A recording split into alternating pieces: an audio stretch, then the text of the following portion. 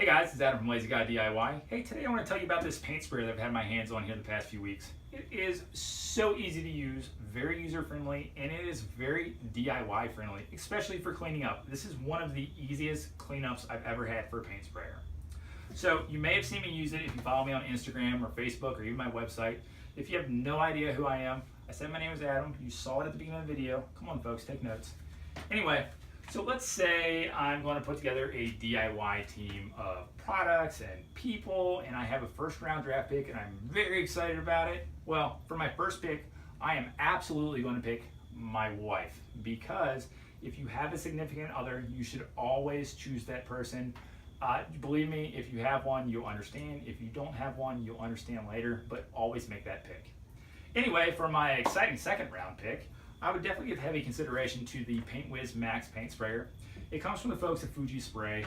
Unlike my wife, this thing is made almost entirely of plastic. That may scare you off here at first, because if you've seen any of the competitor products, there are these giant metal units with air compressors and wheels and all kinds of things. This doesn't have that. Like I said, it's made of plastic because not only does that cut the cost, but it makes it so lightweight. The folks at Fuji Spray, if you've heard of them before, they make great pro-grade sprayers, and they've taken that technology and they put it into this little unit here that is just so easy to use. So you ready? I'll show you how to use it real quick. I'm not going to paint anything, but I'll just show you how easy it is to set it up. You take your hose, you put it in the back of the gun, you take the other end of the hose, you put it in the back of the turbine, you give it a little power, and then you turn it on, and then you start spraying. That is it as far as setup. You don't have to adjust any nozzles or valves or anything to get the right pressure, so you don't have this giant cloud of mist of paint going everywhere. No, you don't have to deal with that.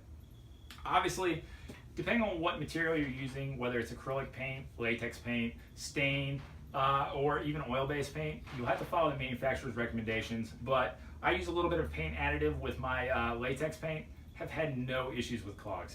Very, very simple to use. So, the important question that you're going to want to know, and always gets me with paint sprayers, is how easy is it to clean up? This thing is so easy to clean up. Obviously, the first thing you want to do is unplug it, make sure there's not a power source. If you're using electricity and water, you probably shouldn't. It's not a good idea. Anyway, so what you're going to do is you're going to remove the reservoir. And because I was using latex paint, I'm going to clean it out with warm soapy water. Very easy to clean out because the mouth is big enough to get your hand into. Some of these other units, they have these tiny little tops, and then I guess it makes it so it's not going to spill. Well, it also makes it very difficult to clean.